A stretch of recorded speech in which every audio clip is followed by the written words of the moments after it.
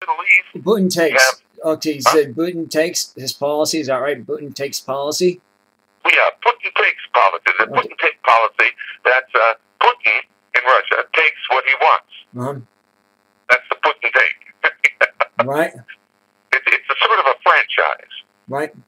And in the Middle East, we have the Benghazi massacre, the Syrian disaster, the rise of ISIS in Iraq, and Iran is quietly completing its development of devastating atomic weapons and even ever longer range rocket delivery systems, which not only can reach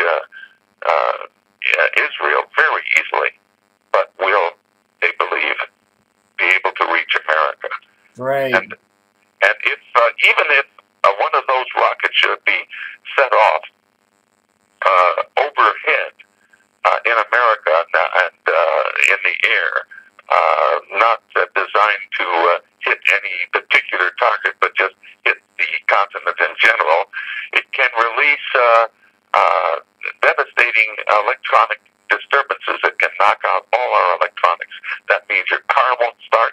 That means you can't get on the radio. That means you can't do anything. Your electricity won't work. It's an amazing thing, but they can put us out of business. Right. And that's just the beginning of some of that. It's then we've got Israel. We've got the attack, of course, the missiles raining down on Israel, which is not very helpful to anybody, as we know. And we have Hamas with a great propaganda victory. Why? Because it's an amazing thing. They have most of the idiots of the world figured out pretty well. Hamas goes ahead and puts its rocket launchers right in the middle of an area where they congregate as many women and children as they can. And then they launch their rocket. And, of course, Israel sees the rocket being launched. They try to stop as many as possible. Most of them they stop with their Iron Dome defense system, but they can't stop them all. And so they sent back a rocket to hit the exact spot where that rocket was launched in the West Bank. And when they do that, it kills also the women and children that Hamas has gathered around the launcher. Then the rest of the Hamas goes running to Al Jazeera saying, "Oh, isn't this terrible? The Israelis killing all of our children and our women." And you know what? The rest of the world has been buying it. They've been buying that. How stupid can we be? Well, we can be pretty stupid as a world, and they know it. You know, Hamas is not that stupid. We are, but they're not. They're wise. They realize they can play to the idiots of the world, and the idiots of the world are running the world. Yeah, that's true. We do have it. We got to get rid of trash we got in the White House, throw into the DC dumpsters. That's what we need to do. We got trash. We got garbage in the White House that we have. DC, throw the trash in the DC dumpster. Even that's exactly what Trey Gowdy said. We got the trash in DC. We got to throw it out. That's what we got to do. Trey Gowdy's got to correct. Absolutely. And people don't realize that all the things going on in America and all over the rest of the world are things that we can address here by changing our government policies. And you can't change our government policies until you change our government. Getting back to what we once were.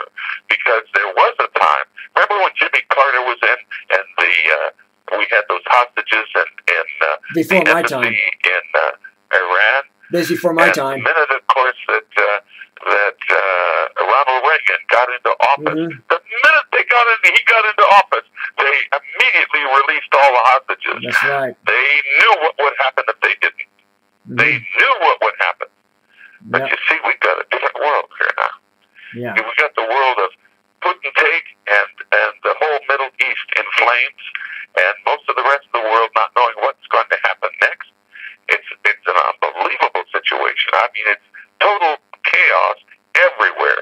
And I've been reading the reports. I not only subscribe to the Associated Press wire services, I also subscribe to the Foreign as well, Mm-hmm. and I get a tremendous amount of information from overseas.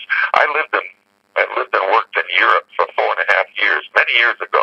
I still have contacts there, and I know how they feel about what's happening, Mm-hmm. and they feel absolutely devastated by this. They've been so used to America coming to their aid and saving their skins for so long that now that America is not capable of even taking care of itself, now the rest of the world, including Europe, doesn't know what on earth to do, because they have been weaned with all of this gentle care Right. and consideration from America to solve all these problems that no longer is available to them. Right. Well, here's the thing. Here's the thing,